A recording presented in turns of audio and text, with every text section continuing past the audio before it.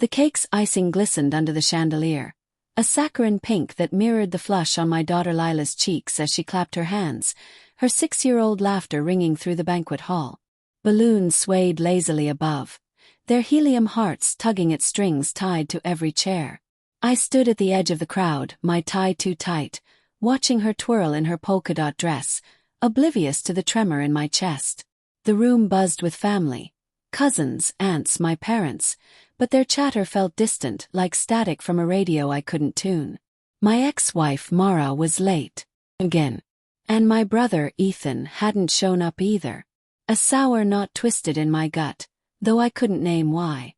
I adjusted the camera strap around my neck, forcing a smile as Lila blew out her candles. The crowd cheered, but my eyes darted to the double doors at the hall's entrance. Mara had promised she'd be here. She'd texted me that morning, her words clipped but earnest. "I'll be there for Lila. Don't worry." But worry gnawed at me, sharp and familiar, the way it always did when Mara was involved. We'd been divorced for 2 years, but the scar of her leaving still burned. Her late nights at the office, her evasions, the way she'd look at me like I was a stranger in our own home. I'd convinced myself I was over it, that I'd rebuilt my life for Lila. Yet here I was, scanning the room for her shadow. The doors swung open and Mara stepped in, her auburn hair catching the light like a flare. She wore an emerald dress that clung to her frame, elegant but out of place among the pastel balloons and paper streamers. My breath hitched, not from her beauty but from the man trailing behind her. Ethan, my younger brother. His arm looped casually around her waist. The room didn't notice, too caught up in Lila's giggles and the clink of plastic cups, but I froze. Ethan's grin was easy, his hand resting on Mara's hip like it belonged there. My pulse thundered in my ears, drowning out the happy birthday song. "Dad, look!" Lila tugged at my sleeve, pointing to the pile of gifts on the table. I nodded, my throat dry, and crouched to her level, forcing my eyes to stay on her.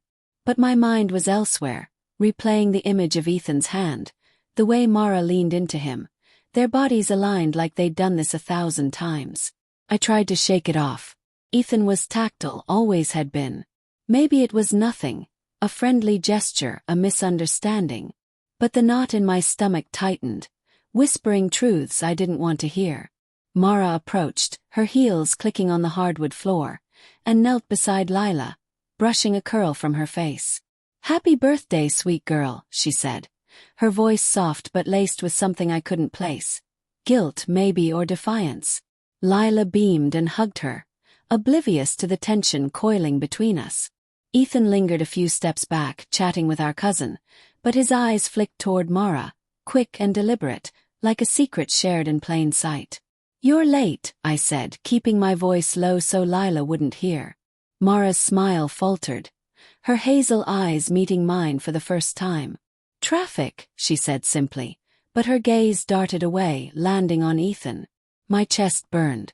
Traffic didn't explain the way she'd walked in with my brother. Their bodies too close, too familiar. I wanted to ask, to demand answers, but Lila was watching, her small hand clutching mine. I swallowed the question, letting it fester. The party rolled on, a blur of cake crumbs and wrapping paper. I moved through it mechanically, snapping photos, refilling juice cups, all while tracking Mara and Ethan.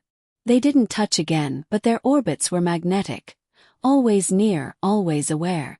When Ethan helped Mara carry Lila's gifts to the table, their fingers brushed, and she didn't pull away. I told myself it was nothing, that I was reading too much into it. But the memory of Mara's old excuses, late meetings, vague texts, nights she didn't come home, crept back, sharp as glass. By the time the guests started leaving, my head was a storm. Lila was asleep in my mother's arms, her face smeared with frosting. I cornered Mara by the dessert table, where she was stacking plates, her movements precise but tense. "We need to talk," I said, my voice barely above a whisper. She didn't look up, but her shoulders stiffened. "About what, Nate?" "Don't," I snapped, glancing around to ensure no one heard. "You and Ethan. What's going on?" Her hands paused, a plate hovering mid-air.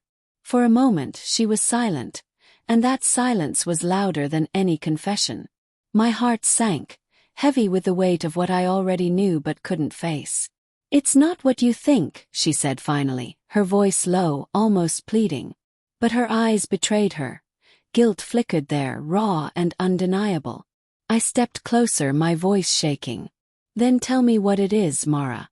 Because it looks like you're—" I couldn't finish, the words too heavy, too real. Ethan appeared then, his shadow falling over us. "Everything okay?" he asked, his tone light but his eyes sharp, assessing. I wanted to scream, to shove him, to demand how he could do this. My brother, the one who'd borrowed my clothes, shared my secrets, stood beside me at our father's funeral. But the words lodged in my throat, choked by betrayal. Mara set the plate down, her hands trembling. "Nate, we didn't want you to find out like this," she said, her voice breaking. "Find out?" The words hit like a punch, confirmation of the truth I'd been dodging all night. My vision blurred, not with tears but with rage, with a sickening realization that the two people I'd trusted most had carved a secret life behind my back. "How long?" I managed, my voice hoarse. Ethan stepped forward, his hand raised like he could calm me. "Nate, listen. How long?" I shouted, loud enough that heads turned. Lila stirred in my mother's arms across the room, and I lowered my voice, but the fury didn't fade. Mara's lips parted, but no words came. Ethan answered instead, his voice steady but laced with shame. 6 months. 6 months. Half a year of lies, of stolen glances, of them building something while I rebuilt my life alone. I thought of Lila, of the nights I'd tucked her in, promising her everything would be okay.